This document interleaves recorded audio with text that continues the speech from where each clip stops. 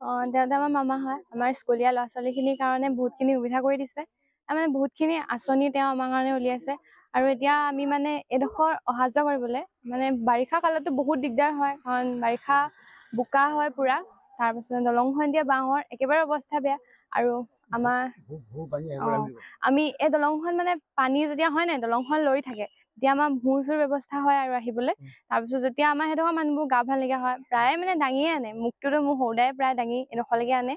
এতিয়া আমি চাইকেল লৈ স্কুললৈ অহা যোৱা কৰোঁ। মানে বহুতখিনি দেখিছে আপোনালোকে, সৰু ল'ৰা ছোৱালী আছে, সিহঁতেও অহা যোৱাত দিগদাৰ হয়। আমাৰ মা পাপাহঁতে সিহঁতক দাঙি দাঙি আনে।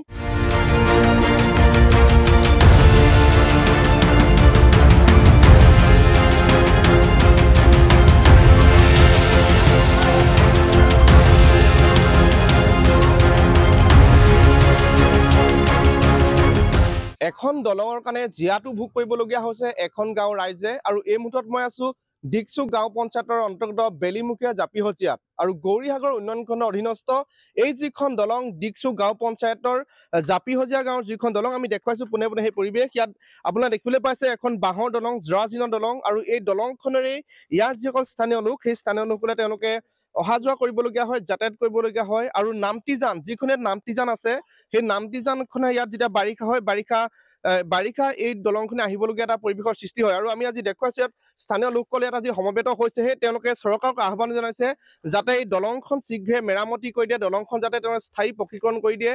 আৰু এই মুহূৰ্তত যিহেতু আমি দেখুৱাইছো যিখন বাঁহৰ দলং, NKTV দৰ্শকসকলে দেখিছে কেনেধৰণে ইয়াত জেউৰা দিবলগীয়া হৈছে, দলঙৰ ওপৰত জেউৰা দি ইয়াৰ স্থানীয় লোকসকলে তেওঁলোকে যাতায়াত কৰিবলগীয়া হৈছে।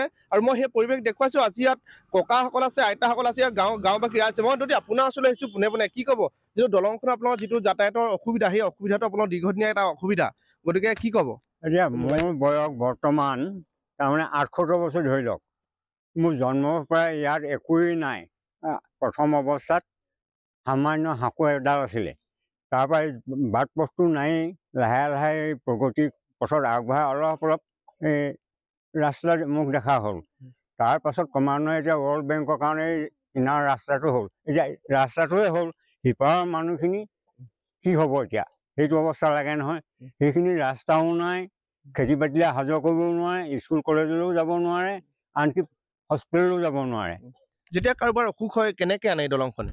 এইখন দলংখন আনে মানে ইডোখৰো কাণত ভাৰ বৈ আনিব লাগে, এইখনে কোনোমতে পাৰ কৰে আৰু লাইট কাটি কৰি। হয়, নিশ্চিতভাৱে NKTV দৰ্শকসকলে শুনিছে, যিহেতু ইয়াৰ স্থানীয় লোকসকলৰ যি দুখৰ বেদনা শুনিছে, তেওঁলোক কেনেধৰণে এই পথেৰে অহা যোৱা কৰিবলগীয়া হয়।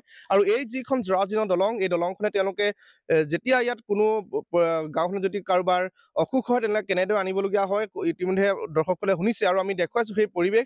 মই আপোনাৰ ওচৰলৈ আহিছো, কি ক'ব যিটো আপোনালোকৰ এই পথেৰে অহা যোৱা কৰে, এই দলঙে অহা যোৱা কৰে, কেনেকুৱা এটা অৱস্থা হয় যেতিয়া পানী হয়? বাৰিষা কালত মানে আমাৰ বহুত ভয়ানক অৱস্থাৰ সৃষ্টি হয়। যেতিয়া আমি নিজৰ সন্তানক স্কুললৈ আনিবলগীয়া হয়, তেতিয়া আমি জোতা চেণ্ডেল হাতত লৈ বৰ্তাহঁতৰ ঘৰত পানী যোগাৰ কৰি থৈ দিয়ে, বৰ্তাহঁতৰ ঘৰত ইউনিফৰ্ম পিন্ধাই আমি বিদ্যালয়লৈ নিবলগীয়া হয়। বিশেষকৈ ল'ৰা ছোৱালী বুকু চাত আনিবলগীয়া হয়। সেইবাবে মুখ্যমন্ত্ৰী মহোদয়ক অনুৰোধ জনাওঁ যাতে আমাৰ মুখলৈ চাই, আমাৰ ল'ৰা ছোৱালীৰ ভৱিষ্যতলৈ চাই যাতে আমাৰ দলংখন ভালকৈ মেৰামতি কৰি দিয়ে, ৰাস্তাটো দি দিয়ে, সেয়াই অনুৰোধ জনালোঁ।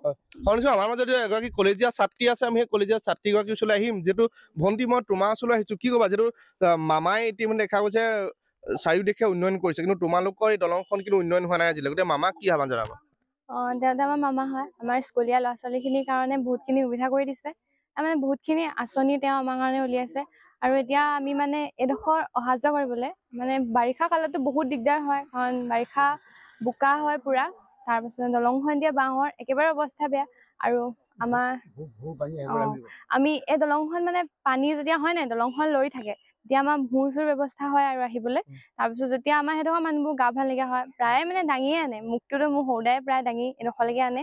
এতিয়া আমি চাইকেল লৈ স্কুললৈ অহা যোৱা কৰোঁ। মানে বহুতখিনি দেখিছে আপোনালোকে, সৰু ল'ৰা ছোৱালী আছে, সিহঁতেও অহা যোৱাত দিগদাৰ হয়। আমাৰ মা পাপাহঁতে সিহঁতক দাঙি দাঙি আনে। হয়, নিশ্চিতভাৱে যিটো আমি এই দলংখন দেখুৱাইছো, এটা কথা ক'ব লাগিব, ৰাজ্যৰ যিটো চৌদিশে কেৱল উন্নয়নৰ জয়ঢোল কিন্তু বজাইছে যিখন শাসনাধিষ্ঠ চৰকাৰ, সেই চৰকাৰখনে কিন্তু দেখা গৈছে আমগুৰি যি পুৰণা আমগুৰি সমষ্টি, এই পুৰণা আমগুৰি সমষ্টিত বৰ্তমানৰ যি উন্নয়নৰ যি এখন ফপোলা স্বৰূপ, সেই ফপোলা স্বৰূপখন দেখুৱাইছো।